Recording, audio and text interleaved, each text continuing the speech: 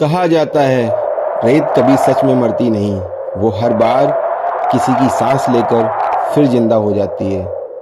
शहर से दूर कालधरा नाम का एक रेगिस्तान है जहाँ एक जगह है मौत का कुआं। लोग कहते हैं जो वहाँ गया वो कभी वापस नहीं आया।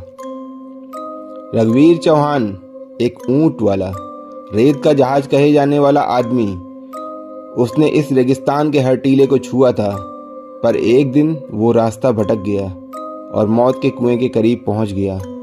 वहां रेत हिल रही थी जैसे कोई जिंदा चीज सांस ले रही हो। रघुवीर का ऊंट पीछे हट गया। वो समझ गया यहाँ कुछ सही नहीं है। कुछ महीनों बाद एक बड़ी कंपनी ने कालधरा में सोलर प्लांट लगाने का फैसला किया। उनके लिए यह सिर्फ प्रोजेक्ट था, लेकिन रेगिस्तान के लिए यह एक जागृति का संकेत। अरविंद मेहरा कंपनी का चीफ इंजीनियर, टीना देशमुख सोलर एनर्जी रिसर्चर और फैज अली ड्राइवर और रिकॉर्डिंग ऑपरेटर। उनके साथ था रघुवीर, जिसने उन्हें पहले ही चेतावनी दी थी, उस जगह पर मत जाना जहां रेत खुद ब खुद चलती है।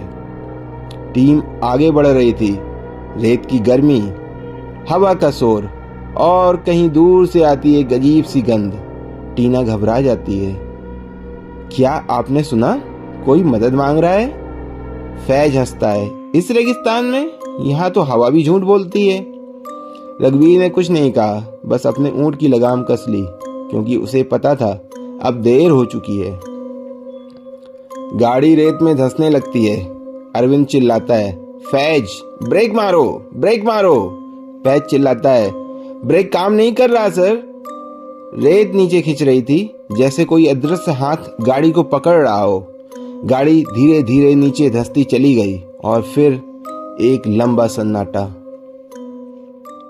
रघुवीर अकेला रह गया।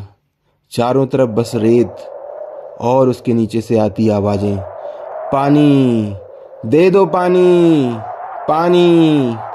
वह कांप गया। रेत उसके पैरों के नीचे से फिसलने लगी और किसी के काले हाथों की परछाई उसके आंखों के सामने उभर आई। रघुवीर भागने लगा। ऊंट भागता गया, लेकिन पीछे से आती फुसफुसाहट, तूने हमें जगा दिया। कुछ दिनों बाद सैटेलाइट तस्वीरों में एक नया निशान दिखा। रेत में आधी धंसी हुई एक और गाड़ी और उसके बगल में एक ऊंट की छाया। वो रेत जो कभी सिर्फ जमीन थी, अब एक रक्षक बन चुकी थी, जो अपने इलाके में किसी इंसान को नहीं बख्शती। मौत का कुआं अब और भी गहरा हो चुका था। अगर किसी रेगिस्तान में चलते चलते तुम्हें लगे कि जमीन हिल रही है, तो समझ लेना तुम मौत के कुएं के पास पहुंच चुके हो।